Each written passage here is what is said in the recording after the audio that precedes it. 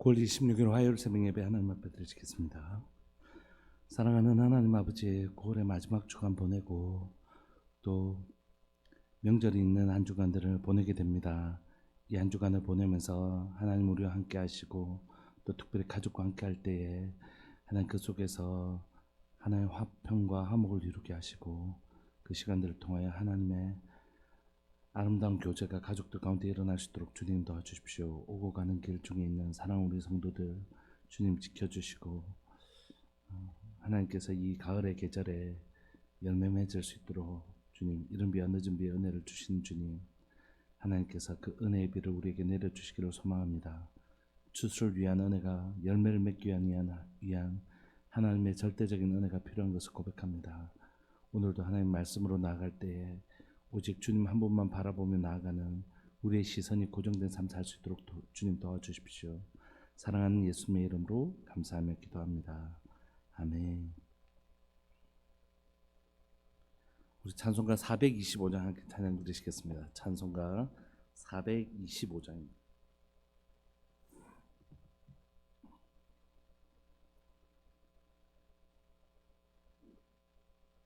425장.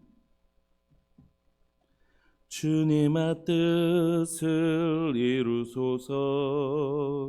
고요한 중에 기다리니 진흙과 같은 날 빚으사 주님의 영상 만드소서. 주님의 뜻을 이루소서. 주님 발 앞에 엎드리니 나의 맘속을 살피시사 눈보다 이게 하옵소서. 주님의 뜻을 이루소서.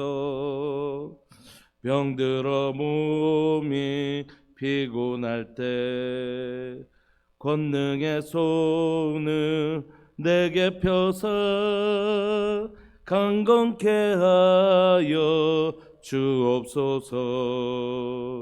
주님의 뜻을 이루소서.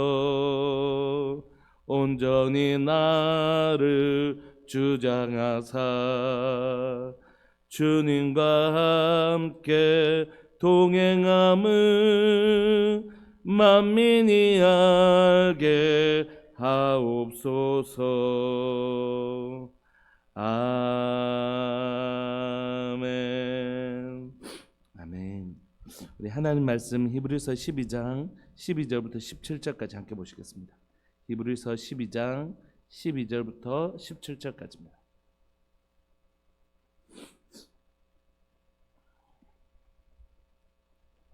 히브리서 12장 12절부터 17절까지 우리 한 목소리를 읽으실까요? 시작.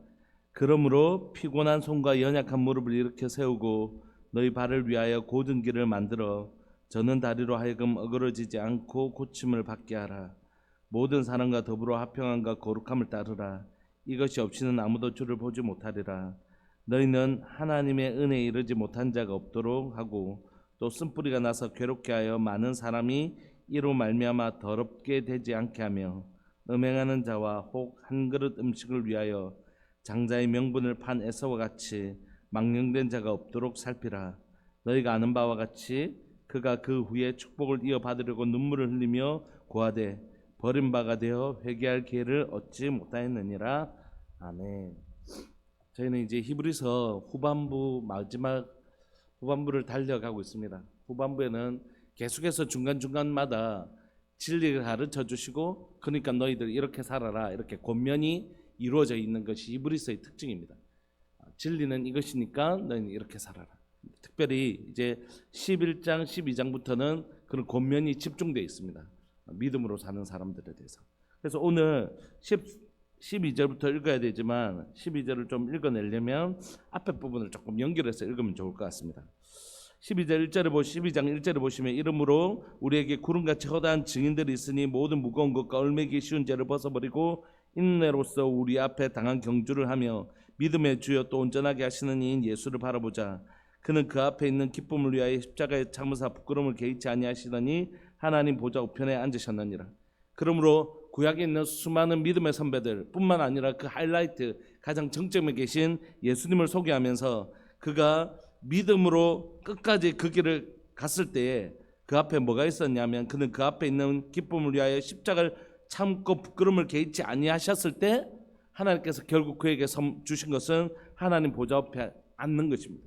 우리가 지금 신앙생활을 하면서 히브리서의 1차 독자들이 신앙생활을 하면서 겪게 되는 수많은 어려움을 견디면 누구처럼 될 거라고요? 믿음의 주이신 예수님처럼 하나님이 그 끝에는 반드시 우리를 영광 가운데 높여주실 것이다. 이렇게 우리에게 약속해 주고 계시는 것입니다. 그러니까 그 주님을 바라보고 이제 뭐 하자는 것이냐면 경주하자는 것입니다. 달리자는 것이. 믿음을 경주에 비교하고 있는데 이 경주는 마라톤을 의미하는 것입니다. 그냥 단거리가 아니라. 우리의 신앙생활은 단거리가 아니잖아요. 장거리, 마라톤과 같은 긴 장거리잖아요. 그러니까 이제 너희들 한 번에 잠깐의 은혜를 너희들이 받았는지 모르지만 이제 너희들이 신앙생활 하는 건 마라톤 하면서 순간순간마다 그만두고 싶은 이 달리는 것을 그만두고 싶은 그 충동과 끊임없이 싸워서 마침내 우리 주님이 통과하신 그 결승전까지 가는 것이다. 이렇게 권면하고 있는 것이죠. 3절을 보시면 너희가 피곤하여 낙심하지 않기 위하여 죄인들이 이같이 자기에게 거역한 일을 참으신 일을 생각하라. 지칠 때마다 누구 생각해라고? 이 마라톤을 달릴 때마다 예수님 생각해라. 예수님이 중간에 포기하셨으면 뭐가 없었을까요? 우리의 구원이 없었겠죠. 예수님께서 만약에 겟세마네에서 이건 너무 고통스러운 일이야 라고 멈추셨다면 구원이 없었겠죠. 마찬가지로 우리도 이 거룩한 마라톤 경주를 달릴 때 중간에 포기하고 싶을 때가 얼마나 많겠어요. 중간에 내려놓고 싶을 때가 많겠죠. 근데 그때 내려놓으면 우리에게 구원은 없는 것이죠. 그러니까 그때마다 우리 주님 좀 생각해라 이렇게 권면하는 것입니다. 4절 그 달릴 때 우리의 태도에 대해서 얘기하고 있는데 너희가 죄와 싸우되 아직 피 흘리기까지는 대항하지 아니하고 또 아들에게는 관하는 것 같이 너희에게 권면하신 말씀도 잊었도다. 그러니까 너희들이 복음에 대해서 이렇게 막 복음을 지키려고 애는 썼지만 그래도 피를 흘리기까지 그렇게 저항한 것은 아니다. 그러니까 일정 부분 타협한 부분이 있다는 뜻이겠죠.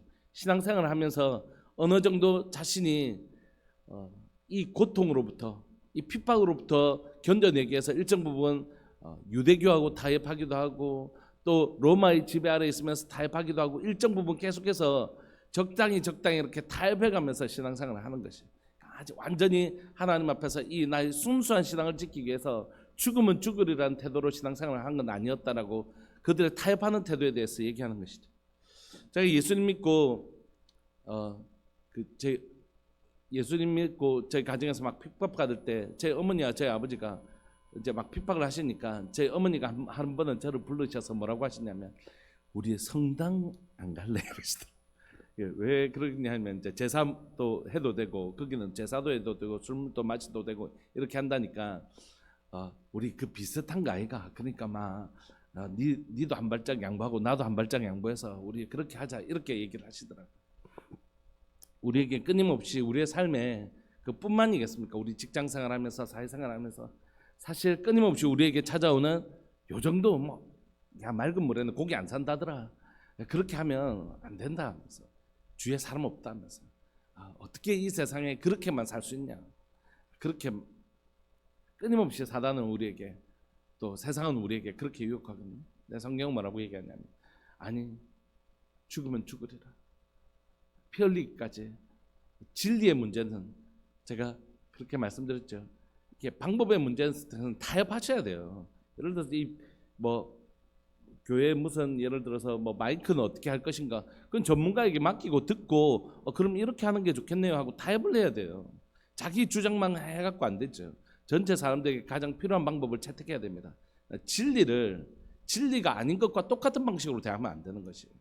진리가 아닌 것들은 타협을 해야 됩니다. 그게 진리가 아니니까요. 서로 의견을 들어보고 절충도 하고 그렇게 해서 좋은 의견으로 가져가야 되죠. 그러나 진리는 그렇게 하면 안 됩니다. 우리 가운데 너무 이걸 바꿔서 쓰죠. 진리는 되게 타협하시고 진리가 아닌 건 막 끝까지 고집을 부리시고 그러시는데 그러면 안 되고 세상의 것들은 이 방법적인 것들은 타협하시되 또 적절한 방법을 절충하시되 진리에 대해서는 타협하지 않는 것입니다. 하나님께서는 계속해서 5절에 뭐라고 얘기하시냐면 너희들에게 지금 일어나는 이 고난의 의미에 대해서 얘기하세요. 또 아들들에게 권하는 것 같이 너에게 권면하신 말씀 잊었도다 일렀을 때 내 아들아 주의 징계하심을 경히 여기지 말며 그에게 꾸지람을 받을 때 낙심하지 마라. 하나님은 이 꾸지람을 권면을 누구에게 주신다고요? 징계를 아들에게 주신대요. 그러니까 우리에게 찾아오는 이 징계와 어려움은 하나님이 무능하거나 하나님의 능력이 없어서 우리에게 이 어려움이 찾아온 게 아니라 오히려 내가 뭐기 때문에요? 하나님의 자녀이기 때문에 이런 어려움이 찾아왔다는 것이 참 많이 느끼는 것 같아요. 오히려 악한 자들은 하나님께서 그냥 이걸 성경적 신학적 용어로 유기라고 하거든요. 버려두심. 악한 짓을 하고 사는데도 그대로 내버려 두세요. 이게 유기입니다. 세상에 제일 무서운 것. 하나님은 그에게 관심이 없으신 거예요. 여러분 악한 자의 흥함을 기뻐하지 마십시오. 악한 행동하고 악한 말을 하는데도 저 사람 멀쩡하게 잘 살아가네. 그거 부러워하지 마십시오. 하나님이 그가 악을 행하는데도 그대로 버려두신 건 진짜 두려운 일이에요. 진짜 무서운 일이죠.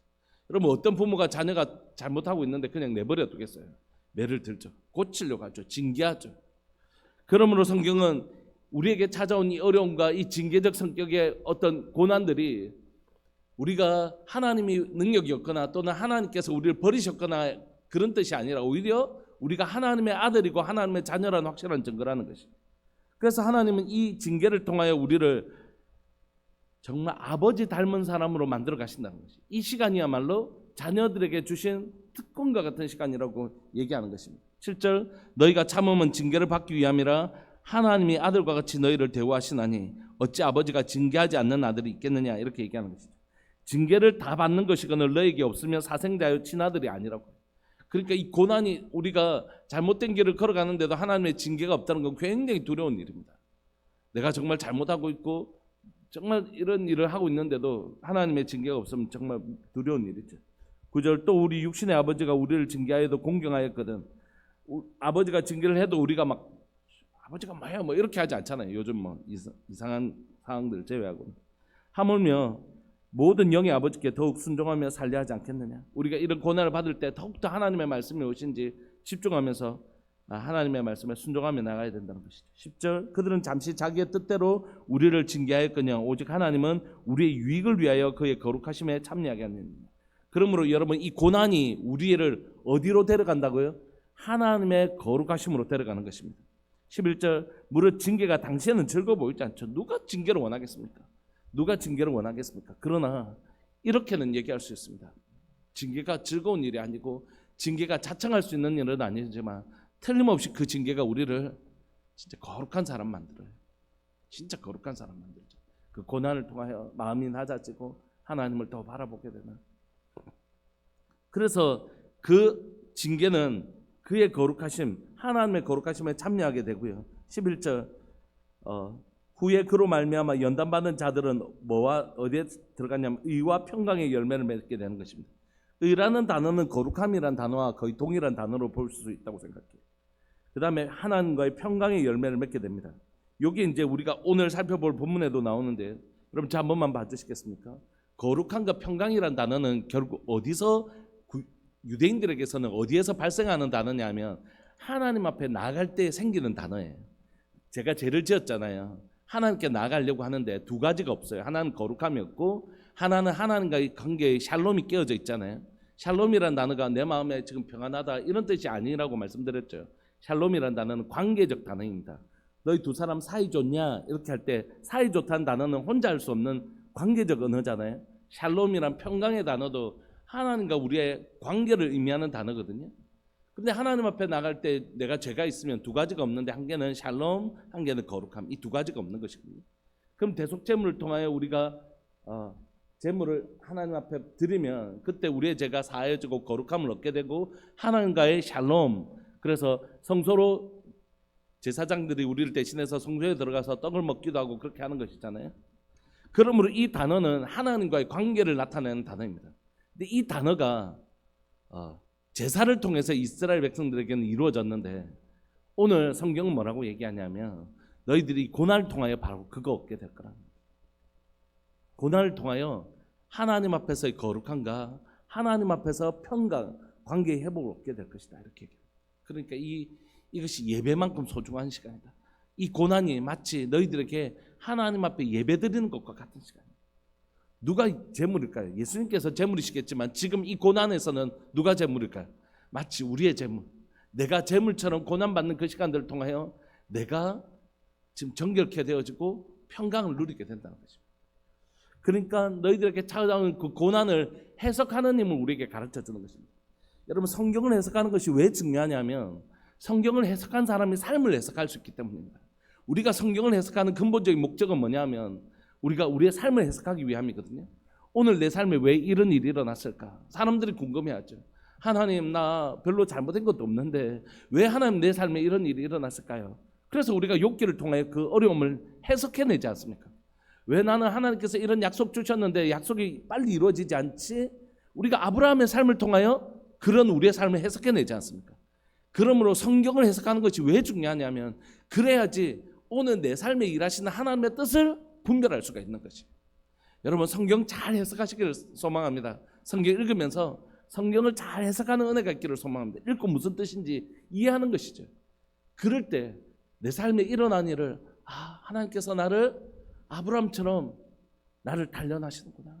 내 속에 나의 목적은 오직 이삭, 기도에 응답받는 것인데 하나님은 언제든지 이삭을 주실 수 있지만 하나님의 관심은 내 믿음에 있구나. 내가 정말 믿음 있는 사람이 되느냐, 여기에 하나님의 관심이 있구나. 그렇게 우리의 삶을 해석할 수 있는 힘이 생기는 것이죠. 그러므로 여러분, 오늘 우리가 이 히브리서 기자가 이 고난에 대해서 뭐라고 하냐면 너희들 고난이 무슨 의미인 줄 아냐? 바로 이런 의미다. 너희들이 자녀가 아니라서 하나님께서 지금 너희를 버려두셨기 때문에 이런 고난이 있는 게 아니라 진짜 너희들이 하나님의 자녀이고 그래서 하나님께서 하나님의 자녀인 너희들을 정결하고 하나님의 거룩함과 그 평강의 관계 속으로 데려오시려고 이 고난 주신 거야 라고 그들의 삶을 해석해주고 있는 것입니다. 그러면 오늘 본문으로 들어갈까요? 12절. 그러므로 피곤한 손과 연약한 무릎을 일으켜 세우고, 이건 다분히 경주 마라톤을 염두에 두고 있는 것입니다. 여러분, 달리기를 처음에 할 때는 막 그래 한번 해봐 막 이런 마음으로 시작할 수 있습니다. 히브리서 1차 독자들도 그렇게 신앙생활을 했어요. 유대교를 떠나서 예수님 믿고 그 예수님을 첫사랑 때문에 막 기뻐하면서 신앙생활을 했다고. 그 신앙생활이 오래되면서 고난도 오래되면서 막 경주를 하는 것처럼 마라톤을 하는 것처럼 그것이 길어지자 숨이 차올라오기 시작하고 숨쉬기가 힘들어지고 땀이 비오듯 흐르게 되고 또 내 몸에 이상이 발목이 아프고 무릎이 아프고 내가 너무 힘들기 시작하는 거예요. 신앙생활을 하면서 내 가운데 어려움이 찾아오게 됩니다. 하나님, 조금만 쉬고 싶습니다. 하나님, 여기서 그냥 멈추고 싶습니다. 그런 마음이 한두 번이 들 때가 아닌 거예요. 근데 그때 히브리서 기자는 그래 좀 쉬어, 그래 여기까지도 잘 달려왔어. 이게 되게 위로가 되는 말이잖아요. 이 말은 그 귀에는 위로가 될지 모르지만 그 삶에는 별로 도움이 되는 말은 아닙니다. 그러므로 피곤한 손, 연약한 무릎 이렇게 세워라. 너희 발을 위하여 곧은 길을 만들어라. 이 곧은 길이란 단어는 원래 무슨 뜻이냐면 그러니까 직선도로를 말하는 것입니다. 그러니까 둘러다니지 마라. 예수 그리스도만 딱 바라봤으면 달리기 할 때 목표를 딱 정했으면 그 목표를 향하여만 딱 달려가야 되지. 이게 이제 말하는 곧은 길이에요. 다른 데로 이렇게 세지 말라는 것이에요. 이게 맞나 저게 맞나 이렇게 하지 말라고. 표대를 딱 정하고 그 길을 달려가라는 것입니다. 저는 다리로 하여금 어그러지 않고 고침을 받게 하라. 그렇게 너에게 스스로 지쳐가는 너를 격려해라는 것입니다. 세워나가야 된다는 것입니다. 여러분들 안에서 지쳤을 때 자신을 세울 수 있는 힘이 있기를 소망합니다. 내가 막 지치고 힘들고 낙심하고 할 때 하나님 앞에 엎드리면서 하나님, 내 무릎에 힘을 주십시오. 내 손에 힘을 주십시오. 하나님, 내 절뚝거리는 다리를 고쳐주십시오. 다시 주님께로 달려가고 싶습니다. 이렇게 하나님 앞에 나아가는 힘이 우리에게 필요한 것이죠. 그런데 이거는 스스로가 내 자신을 향하여 결단하면서 나가야 되는 부분이 한 부분이 있다면 그 다음에는 공동체와 관련해서 한 부분이 있습니다. 14절 모든 사람과 더불어 화평함과 거룩함을 따르라. 여러분 여기에서 화평함과 거룩함이라는 단어가 또 등장하죠. 이 단어는 원래 어디에서 얻을 수 있는 단어라고요? 하나님 앞에서 얻을 수 있는 단어입니다. 그런데 여기서는 뭐라고요? 모든 사람과 더불어 화평함과 거룩함을 따르라는 것입니다. 여러분 고난을 겪은 사람들은 하나님과 뭘 이룬다고요? 거룩함과 화평함을 누리는 것입니다. 하나님 앞에 제사함을 얻게 되고 내 속에 죄가 어떻게 돼요? 그 고난을 통하여 이건 정말 제하고 회개하고 끊어내고 그 다음에 하나님 앞에서 그 고난을 통하여 하나님과의 관계가 회복되어지는 이 사람들은 하나님과의 관계에서 거룩함과 화평함을 누린 사람은 그 화평함과 거룩함이 누구에게서 나타날까요? 사람과의 관계에서 나타나는 것입니다. 하나님 앞에서 기도할 때 너무너무 거룩한데 밖에 내려와서는 그 거룩함이 없다면 또 질문할 필요가 있는 것이죠. 여러분 목회자의 언어는 어디서 여러분들 판단하셔야 되냐면 강단에서의 언어로 여러분들 판단하시지 말고 강단 밑에서의 언어로 여러분들 저를 판단하셔야 됩니다. 우리 목사님은 설교할 때는 너무너무 은혜롭고 설교할 때는 너무너무 아름다운 단어를 쓰시는데 우리한테 뭔가 예를 들어서 얘기하고 이럴 때는 정말 거칠고 사람 마음 상하게 하고 뭐 이런 이렇게 표현이 저질스럽다. 진짜 왜 저런 말을 하실까? 이렇게 한다면 여러분 저의 삶은 완전 이중성이 있는 것이죠.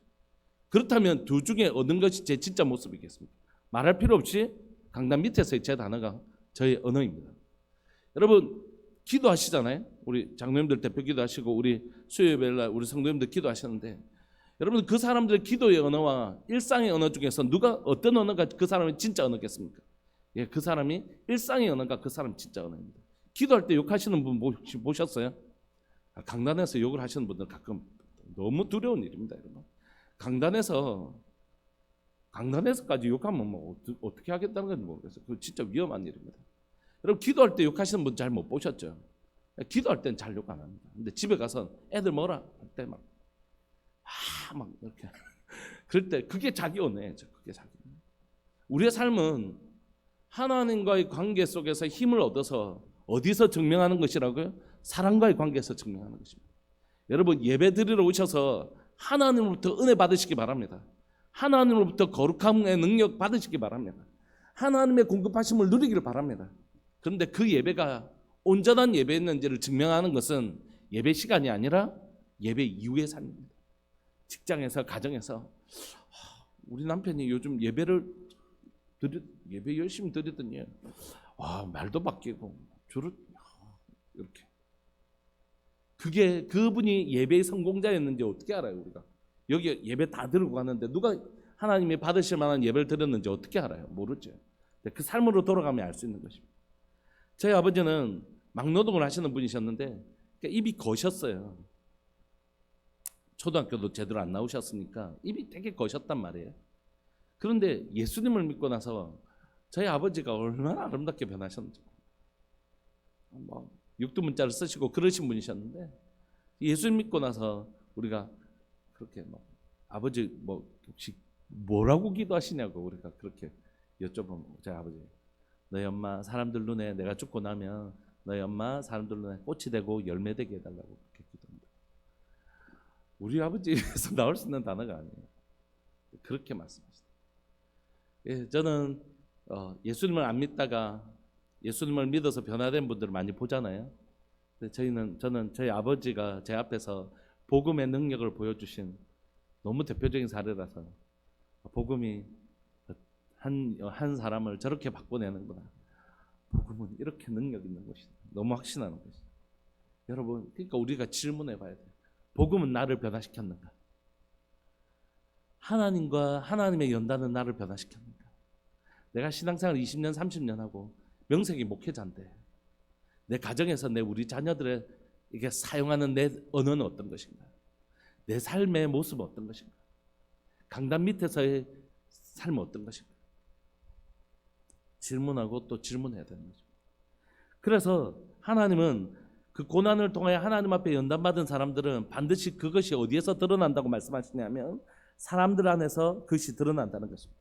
이것이 없으면 아무도 주를 보지 못하리라. 여러분 거룩함과 샬롬이 없으면 제사를 못 나가거든요. 거룩함을 입어야지 샬롬이 회복돼야지 하나님 앞에 나갈 수 있잖아요. 그런 것처럼 여러분 우리 안에서 이 거룩함의 능력, 사람과의 관계 속에서 거룩함, 사람과의 관계 속에서 샬롬이 회복되어지지 않으면 우리의 예배가 드려지지 않는다는 것이. 여러분 그래서 내가 사람들과의 관계 속에서 내가 막 니 그래 할래? 나도 하자. 우리 막 같이 막 이렇게 이래 안 되는 것이에요. 진짜 안 되는 것입니다. 어제 기사를 한번 봤는데 미국의 아주 유명한 목사님, 저도 책을 많이 읽었던 그 목사님이 이번에 책을 쓰셨는데 책 안에 어떤 내용이 들어있냐면 성도님들에게 자신이 너무너무 힘들어서 목회하면서 너무너무 힘들어서 힘들 때마다 자신을 긴장을 좀 풀어주려고 포도주하고 술을 조금씩 드신 거예요. 근데 그게 이제 뭐 자기가 너무 막 힘이 들고 이럴 때마다 조금씩 마시다가 이제 그게 이제 뭐 그 중독성을 가지고 있는 것이니까 그런 상태를 자기가 발견하고 장로님들 이제 당회를 모집했겠죠. 그래서 장로님들에게 자신의 상태를 정직하게 좀 고백하고 장로님들도 참 이렇게 되게 성숙한 분들이죠. 네, 목사님 우리가 알겠습니다. 그러면 목사님이 그것을 좀 이겨 나갈 수 있는 뭐 시간들과 뭐 방법들을 제시하고 다 기다려 주기로 결정한 것이. 그리고 성도들에게도 얘기했답니다. 참 대단한 목사님이시고 대단한 교회라고 생각해요. 자신의 수치를 그렇게 드러내고 그것을 그 죄는 미워하되 그 사람이 회개할 때는 마치 죄를 짓지 않은 사람인 것처럼 그를 받아주는 공동체. 너무 멋진 공동체죠. 그렇게 받아들였다고 그럽니다. 너무 놀라운 일이죠. 그런데 우리가 이 사람들과의 관계 속에서 이 거룩함과 화평을 가지고 있지 않으면 하나님 앞에 나갈 수 없는 것이. 죄와 타협하고 우리의 삶에 니도 그렇나 나도 그렇다 그래 우리 그렇게 하자 막 이렇게 해서 죄에 타협하기 시작하고 또 사람과의 관계 속에서 깨어지면 마태복음에서 뭐라고 얘기했죠? 먼저 사람과 사화하고 관계 회복하고 하나님께로 나오라 그러잖아요. 그런 것처럼 하나님 앞에서 고난을 통해서 우리가 정결케 되는 시간을 누렸다면 그럼 반드시 사람과의 관계 속에서 드러나야 된다 이렇게 얘기하는 것입니다. 15절 너희는 하나님의 은혜에 이르지 못하도록 하는 자가 없도록 하고 또 쓴뿌리가 나서 괴롭게 하여 많은 사람이 이로 말미암아 더럽게 되지 않게 하며. 여러분 이 공동체라는 게 얼마나 중요하냐면 우리가 이 지친 우리의 몸을 스스로 하나님 앞에 자신을 하나님 나의 삶을 도와달라고 하나님 앞에 스스로 나가야 되는 측면이 있지만 또 하나는 이 공동체가 그 사람을 지켜주는 것이잖아요. 이 사람이 지쳤을 때 저를 위해서 기도해달라고 하면 함께 그 공동체가 그 사람을 지켜주는 것. 그러니까 공동체가 울타리인 것이죠. 아까 그 목사님처럼. 그러니까 공동체는 영혼을 죄가 있는 걸 죄 없다 할 수는 없지만 그 죄를 싸우려고 할 때는 함께 도와줘야 되는 것이에요. 마치 그 죄를 함께 우리 모두가 함께 지은 것처럼 아간의 범죄가 이스라엘 백성들 전체가 죄가 되었던 것처럼 저 사람의 죄가 아니라 우리의 죄로 인식하고 그 죄와 함께 싸워주는 것입니다. 그리고 그를 격려해주고 도와주는 것이죠. 이게 공동체가 해야 될 일입니다. 그러나 또 다른 공동체의 측면은 뭐냐면 공동체가 한 몸이기 때문에 우리가 한 사람의 고통을 우리의 전체의 고통을 여기고 함께 싸워줘야 되는 측면이 있지만 방금 말씀드린 것처럼 아간의 죄는 공동체 전체의 죄가 될 수 있는 것이에요. 그래서 좋은 게 좋은가 아이가 저 사람은 저렇게 죄를 지어도 괜히 내가 말했다가 저 사람하고 내하고 관계가 깨어질 필요가 뭐가 있나? 언젠가 깨닫겠지 뭐. 이렇게 하는 거 좋은 태도가 아니라는 것입니다. 우리가 저 사람이 내 지체이고 내 가족이고 내 공동체의 일원이라고 믿는다면 물론 가장 친절한 방식을 택해야 되지만 반드시 그 문제에 직면할 수 있도록 도와줘야 되는 것입니다. 내 문제 아닌데 지가 알아서 깨닫겠지. 우리가 얼마나 사실 다른 사람의 신앙에 대해서 관심이 없잖아요. 다른 사람의 신앙에 대해서 함께 고민하고 아파하고 그것을 내 몸의 일부처럼 여기지 않잖아요. 그럼 이스라엘이 이스라엘 되었던 가장 중요한 힘 중에 한 가지는 뭐냐면 그들이 가진 우리는 하나님 앞에서 한 몸 한 공동체라는 분명한 인식이었어요. 그래서 아간의 죄는 이스라엘 전체의 죄로 하나님께도 그렇게 인식하시고 이스라엘 백성도 그렇게 인식했던 거죠. 여러분 우리가 한 몸인 것을 꼭 기억하시기를 소망합니다. 그래서 지쳐있는 영혼이 있다면 내 몸의 일부가 지쳐있다는 사실을 기억하고 그를 세워주는 일을 해야 된다면 한 영혼이 우리에게서 이탈되어진다면 그 영혼을 세워주기 위해서 그 영혼의 죄로부터 돌이키기 위해서 우리가 뭔가 애를 써야 된다는 거죠. 제가 여러분들도 그런 경우 많이 있으시죠. 손톱 깎다가 이 손끝에 이게 약간 이렇게 옆에 이렇게 그 껍질에서 이걸 손으로 탁 뗐다가 모르고 이렇게 물 들어가서 이렇게 골문 적이 있으시죠? 저는 이제 그렇게 많이 있거든요. 이렇게 손톱 끝에 손 끝에 뭐 이렇게 약간 나온 거 그 손으로 탁 뗐다가 그게 이제 그 생각 없이 이렇게 막 물 하다가 굶었어요. 그런 경우가 너무 많은데 저도 모르게 보니까 이게 점점점 굶어오고 있더라고요. 여러분 신체 일부만 굶지 않습니다. 점점 그 몸 전체를 굶어오게 만들고 그 고통은 온몸이 느끼는 거라. 이게 공동체입니다. 여러분 우리 안에서 이 어려움 우리 가운데 있는 신앙의 도전들을 싸우며 나아갈 때 우리가 공동체라는 인식 꼭 하기를 소망합니다. 하나님 주신 힘으로 이 공동체의 관계 속에서 거룩함과 화평을 누리되 우리 안에 있는 죄악을 다른 사람의 신앙에 대해서 우리가 진짜 신앙도 얼마나 개인주의. 사실 저도 이제 저희가 교회 이제 규모가 큰 교회에서 저희들 대부분 부목사 시절을 보내잖아요. 그럼 늘 고민하는 게 뭐냐면 이게 과연 공동체일까? 하나님 말씀하시는 가족일까에 대한 고민들이 늘 있어요. 왜냐하면 누가 왔는지도 사실 잘 몰라요. 교구 담당하면서 누가 왔는지도 사실 잘 모릅니다. 그냥 왔다가 가는 거예요. 주로 오전 예배 한 번. 수요예배, 새벽 예배 지금처럼 금요철야 드리시는 분도 계시지만 한 1,500명 되는 교회에서 실제로 수요예배 오시는 분은 100명 정도밖에 안 되거든요. 그러니까 나머지 1,몇백 명은 일주일에 딱 한 번 예배 드리는 것이에요. 그리고 그분들이 사실 되게 힘들 때 이 공동체 전체가 뭐 기도해 주는 경우도 있지만 그렇지 못한 경우 많이 있잖아요. 혼자서 끙끙 앓다가 그냥. 공동체는 그게 아니라는 것입니다. 그러므로 우리가 하나님의 은혜에 이르지 못하도록 하는 자가 없도록 하고 또 쓴뿌리가 나서 괴롭게 하여 많은 사람이 이로 말미암아 더럽게 되지 않도록 공동체를 지켜가는 시선들을 꼭 가져야 되는 것입니다. 16절 음행하는 자와 혹 한 그릇 음식을 위하여 장자의 명분을 판 에서와 같이 망령된 자가 없도록 살피라. 너희가 아는 바와 같이 그가 그 위에 축복을 이어받으려고 눈물을 흘리며 구하되 버림바가 되어 회개할 기회를 얻지 못하였느니라. 그러니까 여러분 이 죄와 타협에서 멀어져 버리면 다시 돌아올 기회를 얻지 못할 가능성이 있어요.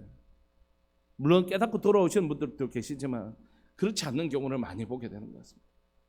그래서 여러분 우리 마음에 두렵고 떨림으로 우리가 정말 살펴봐야 되는 건 이 사람들이 유대교로 갔다가 잠시 소나기 피하고 다시 복음으로 돌아올 수 있는 게 아니라는 거지. 그래서 타협하지 마라. 우리 앞에 믿음의 선배가 있었던 것처럼 반면교사 삼을 이 에서와 같은 사람이 있잖아요. 그러니까 너희들 타협하지 말고 이 고난 앞에서 진리 하나님께서 너희를 더 순결하고 거룩한 자로 만들어 가시는 하나님의 은혜를 누리고 그리고 그 힘으로 공동체를 지켜나가라. 지금 그렇게 하고 있는 것입니다. 말씀을 마무리하고 싶습니다. 여러분 사랑하는 이 시대에 교회가 얼마나 많은지 모릅니다. 성도 수도 얼마나 많은지 모릅니다. 줄었다 해도 너무 많습니다. 아주 많습니다. 교회가 가지고 있는 재정도 얼마나 많은지 모릅니다.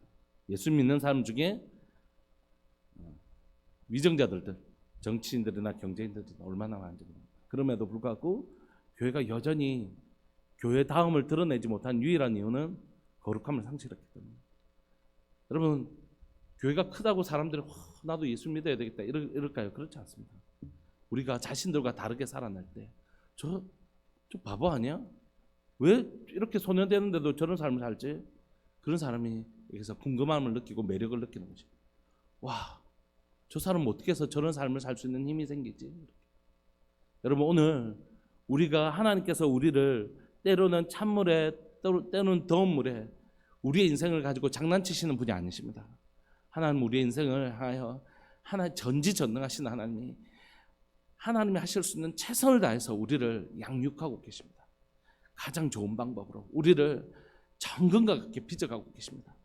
사랑하는 여러분, 여러분들에게 허락되신 시간을 통과하면서 여러분 이전보다 더 순결하고 더 거룩하고 더 아름다운 하나님의 그릇이 되시기를 소망합니다. 여러분 한 분 한 분들이 거룩하게 될 때 그때 여러분 꼭 돌아봐 주십시오. 여러분들이 섬기고 있는 공동체를. 때로는 어떤 분들이 찾아와서, 다른 교회 분들이 찾아서 목사님 우리 교회 이런 일이 힘든데 너무 어떻게 해야 될지 모르겠어요, 이런 얘기할 때 분명히 얘기해요. 기도해라. 공동체에 대해서 부족한 점을 봤다면, 하나님께서 집사님에게 그거 보여주셨다면 기도하라고 보여주신 것이다. 정죄하라고 보여주신 게 아니라.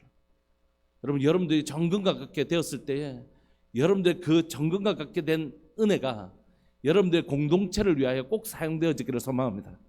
여러분들 때문에 여러분들 공동체가 거룩하게 되어지고 아름답게 되어지는, 교회가 거룩함을 받았다면 교회를 통하여 이 사회가 거룩하게 되어지기를 소망합니다. 우리는 우리만을 위하여 존재하는 사람들이 아닙니다. 예수님이 이 땅에 우리를 위하여 오셨던 것처럼 우리는 세상을 위하여 존재하는 사람, 세상의 빛, 세상의 소금. 그래서 우리의 거룩함과 우리의 은혜의 부어주심이 세상을 살리는데 꼭 사용되어지는 그런 교회와 성도의 삶 되셨으면 좋겠습니다. 우리 시간 통성으로 한번 기도하실까요? 하나님 얼마나 아프시겠어요. 얼마나 자신의 자녀들이 그 고난에 있는데도 얼른 건지고 싶지 않으시겠어요. 근데 하나님 참으시거든요. 왜냐하면 그 고난을 통과해야만이 우리가 정금과 같게 나오니까. 우리 하나님, 내가 정금과 같은 그리스도인 되게 해주십시오. 순결한 그리스도인 되게 해주십시오. 그리고 내가 속한 공동체가, 나를 통하여 우리 가정이, 우리 교회가, 그리고 우리 교회가 속한 그 지역사회가 우리 교회 때문에 거룩하게 되어지는, 거룩함의 능력을 가진 교회 되게 해주시고 거룩함의 능력을 가진 성도 되게 해주십시오. 우리 주님의 이름 크게 부르시면서 우리 기도하면서 나갑시다. 기도하시겠습니다. 주여, 살아계신 하나님 아버지, 역사하시는 하나님 감사합니다. 오늘도 이 새벽에 우리를 부르시고 기도하게 하시고 하나님 말씀 보게 해주시니 감사합니다. 하나님, 우리에게 허락하신 하나님의 모든 방법을 동원하여 우리를 순결한 하나님의 사람이 되게 하십니다. 하나님, 오늘 이 시간 하나님 우리를 정금과 같이 빚기를 원하십니다. 순결한 하나님의 사람이 되기를 원하십니다. 하나님, 고난을 통하여 거룩한 자, 하나님과의 샬롬의 관계를 맺은 자가 되기를 원하십니다. 그러나 이것은 반드시 사랑과의 관계 속에서 증명되어야 될 것을 고백합니다.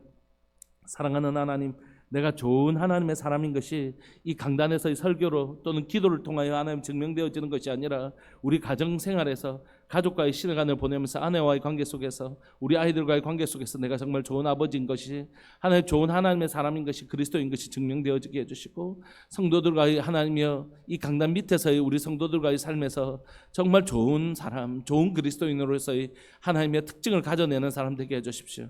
교회가 예수님 믿는 사람들끼리는 너무 좋은데 하나님 믿지 않는 사람들에게는 저 사람들 왜 저러나 하는 그런 모습이 아니라, 우리의 모습이 믿지 아니하는 사람들에게 나도 뭐가 뭔지 모르지만 나도 저 사람처럼 살고 싶다라는, 하나님 그들에게 복음의 영광을 끼칠 수 있는 사람, 우리가 그렇게 되기를 소망합니다. 우리의 거룩함이, 나의 거룩함이 나로 머물지 않게 해주시고 우리의 가정을 거룩한 가정으로, 우리 교회를 거룩한 교회로, 우리 교회의 거룩함이 이 지역사회를 거룩하게 하는, 북과 달천과 천국과 북과 울산과 나라 민족과 열방 가운데 그 선한 영향력을 끼칠 수 있는 하나님의 그 복음의 능력을 가진 교회 될 수 있도록 주님 도와주옵소서. 오늘 또 나를 거룩하게 만들어 가시는 하나님의 시간들을 보내게 하시고, 하나님 그런 내 삶을 통하여 내 주변이 변화되어지는 영광을 누리게 하여 주십시오. 사랑하는 예수님의 이름으로 감사하며 기도합니다. 아멘. 오늘도 주께서 인도하시는 복된 삶 사시기를 소망합니다. 우리 기도하시겠습니다.